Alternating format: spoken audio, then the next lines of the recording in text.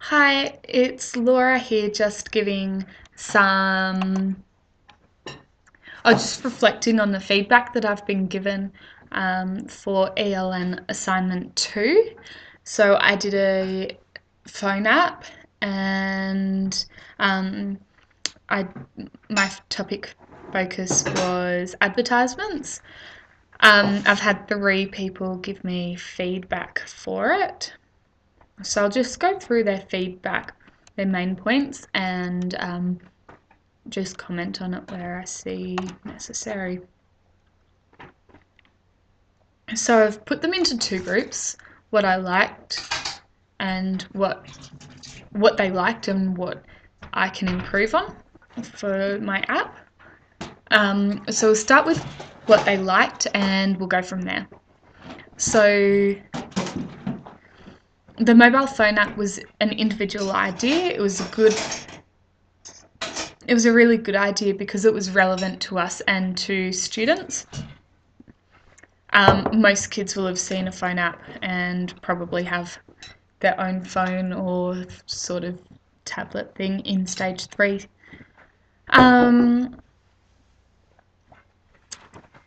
It was a really good topic focus. Kids are always impacted by advertisements. The topic provides the students with fundamental skills to identify how the media influences advertisements. One of the reasons why I chose to do advertisements was just because it is everywhere and you're able to focus on such a large, broad range.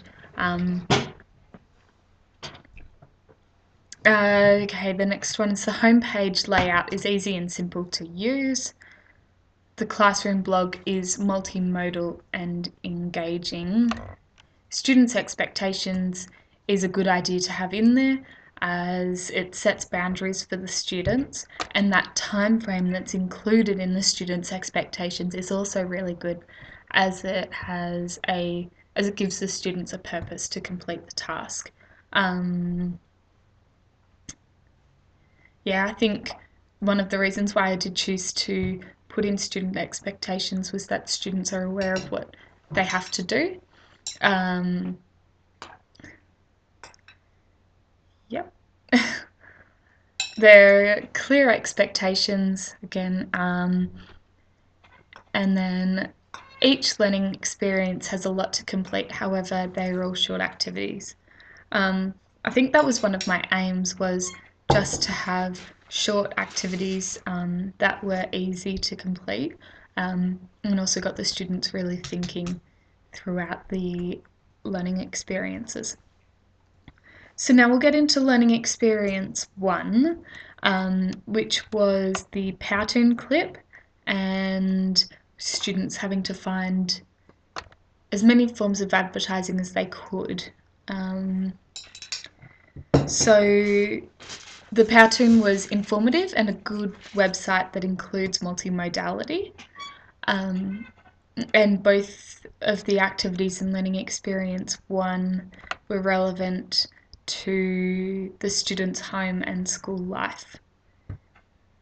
One of the things that I was told I could improve on was that the first learning experience, it was only a short lesson, and so including another activity in there or making the lesson longer somehow would have been good. And I think just on that, whilst it was a very short activity, it was designed to be just a taster for what was to come, really, and get the students thinking a little bit more. I think I probably wouldn't change the length of it. Maybe include one more short activity, but it was designed to be short and succinct.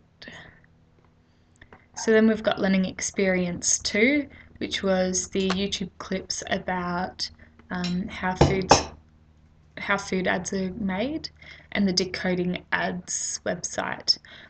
So the YouTube clips link to the student's home life. Students are able to relate to the McDonald's activity. Yeah, I did choose that. I did choose that because I thought that most of the students would have eaten McDonald's at least once in their life, and most of the students would be aware that the ads for McDonald's burgers and every other takeaway burger ad is very different to the real life thing. So just looking at how they create those advertisements, there's a bit of background information. And then these other piece of feedback I got for that was the decoding ads games relevant to students, as it would be engaging and students would find the site relatable to the real life experiences. Most of the students by then would either buy magazines or read magazines. So yeah, it's relates to their age level and is interactive.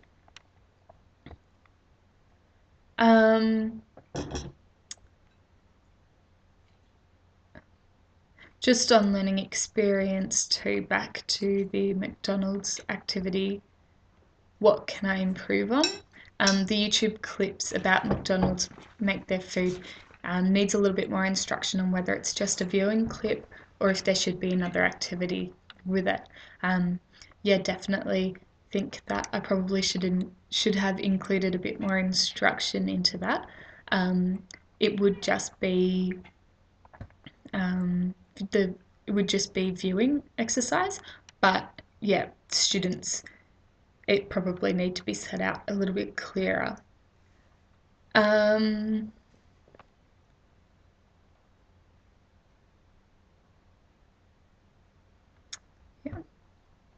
And then we're up to learning experience 3. Providing a lot of information prior to the activity is a really good idea, as it gives the students background information. The YouTube clips that the students had to view about the aim and audience are a good link to the English viewing and interpreting outcome. And the sales pitch was good because it would be engaging. Most students love ice cream and it's a little bit creative. They can be creative with it. Just in that, one of the things that I could have improved on is students could create a poster for what they've learned during their learning experiences. And I think that's definitely true. By making it a little bit more multimodal, probably would cater to all of the students' needs. Then just in the other, they've got that there is a good use of resources and references.